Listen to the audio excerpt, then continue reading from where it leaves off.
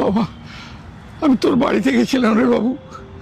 তোর বাড়ির ওই গার্ডটা না আমাকে ধাক্কা মেরে ঠেলে ফেলে বার করে দিল রে।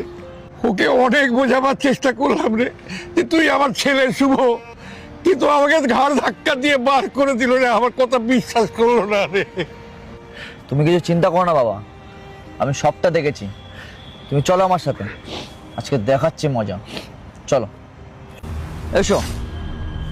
স্যার, এ বুড়ো, তোকে আমি ঘাড় ধাক্কা দিয়ে বার করে দিলাম, তুই আবার চলে এই, এলি? তুই কাকে কি বলছিস? বুড়ো কাকে বলছিস? আর এত গলা উঁচু করে কেন কথা বলছিস? উনি আমার বাবা হন, সম্মান দিয়ে কথা বল, আর কিন্তু তোর কপালে দুঃখ আছে। স্যার, আমি জানতাম না যে ওটা আপনার বাবা হয় বলে, আমি অজান্তেই ওনাকে বলে ফেলেছি, এছাড়া আর কিছুই না। অজান্তে বলে ফেলেছিস নাকি কেউ তোকে শিখিয়ে দিয়েছে? সত্যি সত্যি বল। স্যার, বিশ্বাস করুন, আমি আপনার বাবাকে চিনতাম না।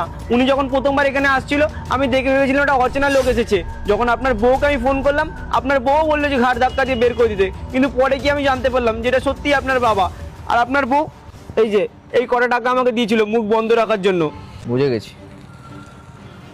তোর কোনো দোষ নেই, তুই তোর কাজটাই করেছিস।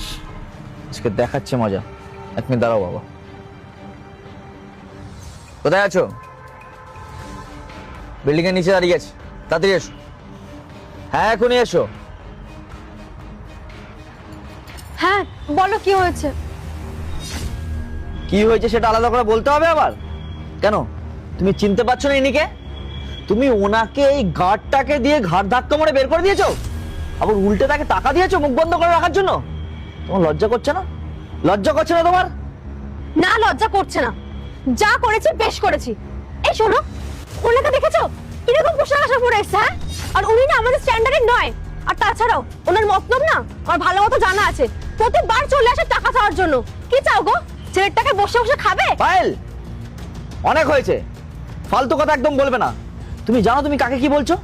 উনি আমার বাবা, এটা ভুলে যেও না। আজকে আমি এখানে দাঁড়িয়ে আছি শুধুমাত্র এই লোকটার জন্য। নিজের গ্রামের জমি বাড়ি বিক্রি করে দিয়ে আমাকে পড়াশোনা করিয়েছে, তারপরে আজকে আমি এই জায়গায় এসেছি।